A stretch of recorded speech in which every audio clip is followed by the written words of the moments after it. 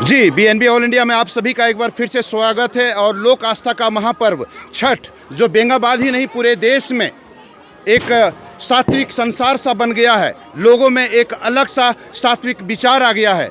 लोग जो दूर दराज थे, परिवारों से जो बिछड़े हुए थे, वो एक घर में आकर के इस महापर्व, लोक आस्था का महापर्व छठ को मना रहे हैं।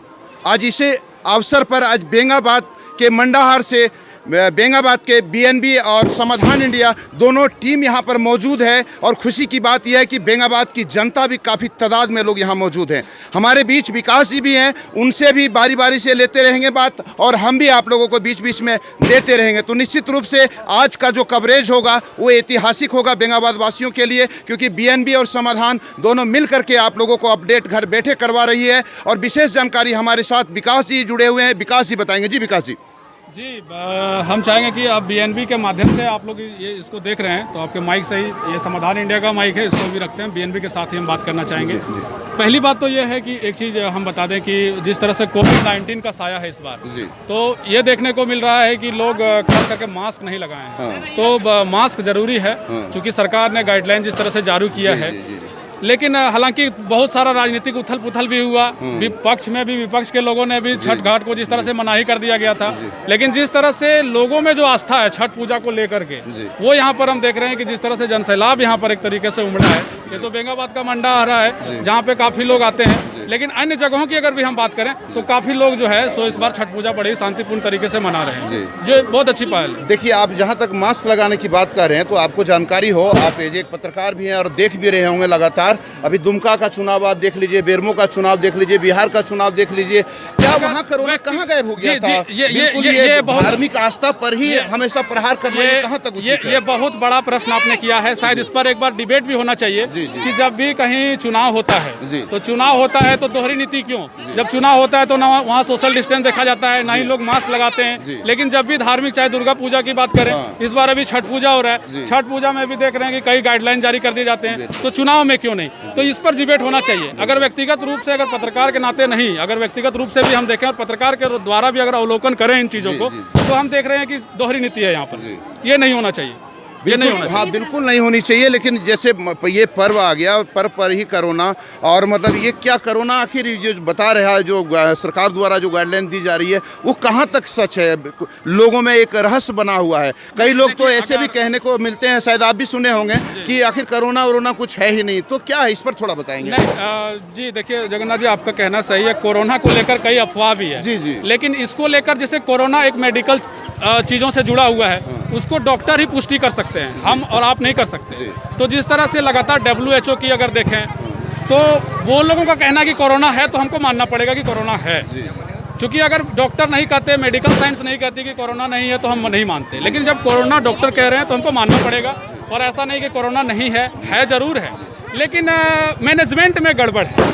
मैनेजमेंट में गड़बड़, अगर कोरोना है भी तो आप उसको सही तरीके से मैनेज कर सकते थे। चाहे आप छठ पूजा को लेकर जिस तरह से हो गया कि नहीं आप तालाबों में मत जाएं, बाद में हालांकि सब कुछ ठीक हुआ, लेकिन कोरोना है, इस बात से इनकार नहीं किया जा सकता। आप फिलहाल जो अभी हम लोग हैं इस पर बात करें, कोरोना तो अभी साइड में रखें। कोई अभी कहे कि वैसे लोक आस्था का महापर्व छठ है, तो निश्चित रूप से अगर इतनी आस्था है तो कोरोना तो निश्चित रूप से भागेगी ही भागेगी। हम लोग बात करें इस लोक आस्था महापर्व पर, क्या संदेश देना चाहेंगे आप इस क्षेत्रवासियों के लिए? यह एक ऐसा पर्व है जिसकी जितनी भी बखान की जाए कम है, लेकिन फिर भी कम शब्दों में ही और अच्छे विचारों में से क्या संदेश देना चाहेंगे? एक संदेश इसमें हमको बहुत अच्छा लगा, छठ पूजा में बहुत अच्छा लगा कि जिस तरह से सूर्योदय होता है, हम लोगों के जीवन में सूरज एक प्रेरणा है, प्रत्यक्ष वो हमारे भगवान है। और हिंदू धर्म में भी जिस तरह से सूरज की पूजा की जाती है, उगते सूरज की, ऐसे कई लोगों का स्टेटमेंट है, प्रधानमंत्री नरेंद्र मोदी का भी स्टेटमेंट रहा है कि जो सूर्यास्त जब होता है उसकी भी पूजा की जाती है। यानी सूरज के हर रूप की पूजा छठ पूजा में की जाती है। ये भारत की सबसे बड़ी संस्कृति है। और उत्तर भारत में हम बता रहे हैं कि बिहार, झारखंड और उत्तर प्रदेश की अगर हम बात करें तो इन तीनों राज्यों में जिस तरह से छठ पूजा का जो एक तरीके से जैसा संस्कार दिया गया है, पूरे भारत देश में ये एक बहुत बड़ा संस्कृति है और ये बहुत बड़ी पूजा है, महापर्व कहा गया है इसको। महापर्व कहा गया। इसकी शुरुआत बताया जाता है कि स्वयं जनक नंदिनी सीता ने इस छठ का महापर्व का ये प्रारंभ किया था और जब से ये जुगों जुगों से चलता आ रहा है। यहाँ तक बात समझ में आ रही है और लोगों में एकता भी इसमें देखने को मिल रही है। परिवार में जो बिखराव होता है, इसमें जो खास करके हमें देखने को मिला, परिवार के अंदर जो बिखराव होता है, यह एक जोड़ने का अवसर और पर्व होता है। इसमें एक चीज़ और हमें बहुत अच्छा लगा जगन्नाथ जी की, खास करके छठ पूजा में अगर आप देखें, स्वच्छ भारत मिशन तो सबसे ज़्यादा कारगर छठ पूजा में देखने को मिलता है। पूरा सृष्टि देख लीजिएगा, आपका एक एक चीज पूरा साफ रहता है, घर मोहल्ला गांव एकदम चकाचक रहता है, साफ सफाई का माहौल रहता है। दूसरी बात, जो नशीले पदार्थ का जो लोग सेवन करते हैं, खास करके जिस तरह से मेडिकल साइंस में नॉनवेज को हम भी, चूंकि आप भी हम लोग वेजिटेरियन है, तो हम लोग कहेंगे कि लोग वेजिटेरियन का भी सेवन करते हैं। यहाँ तक कि रजोगुण सतोगुण तमोगुण में जिस तरह से प्याज और लहसुन को खाने का मनाही है, यहाँ भी लोग उसको नहीं खाते हैं। कल्पना कीजिए काश या ऐसा हमेशा लगा रहे और ऐसा जीवन बदल जाए बिल्कुल। लेकिन इसके लिए प्रयास करने की जरूरत है। इसके लिए प्रयास करने के लिए कई संस्था, जैसे आप प्रेम रावत जी देख सकते हैं कि वो हमेशा लगे हुए हैं शांति का संदेश पहुंचाने के लिए।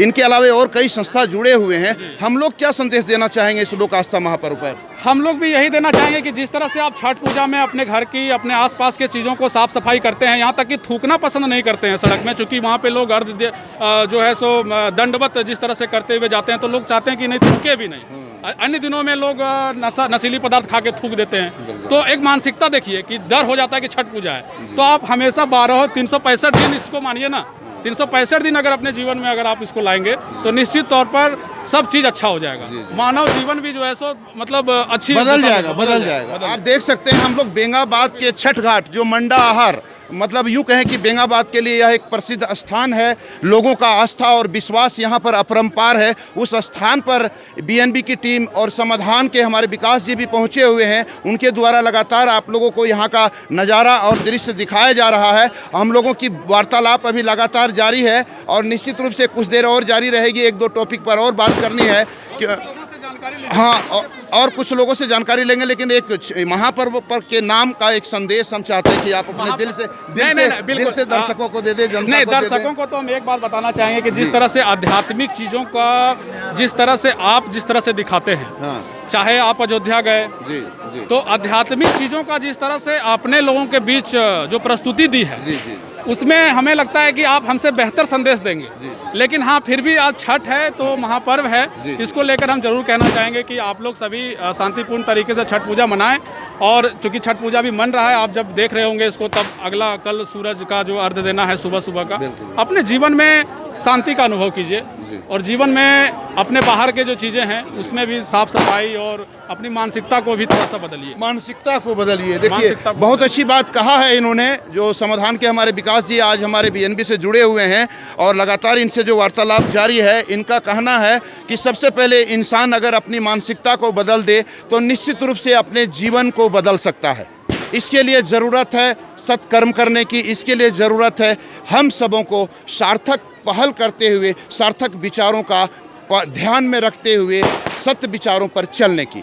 बने रहिए बीएनबी के साथ और देखते रहिए आप लोग कब, कहां और कैसे, क्योंकि बीएनबी सच है तो बोलेगा। जय हो, जय हिंद, सत्य में जयते, वंदे मातरम। फिर मिलाते हैं आपको पार्ट 2 में। Thank you.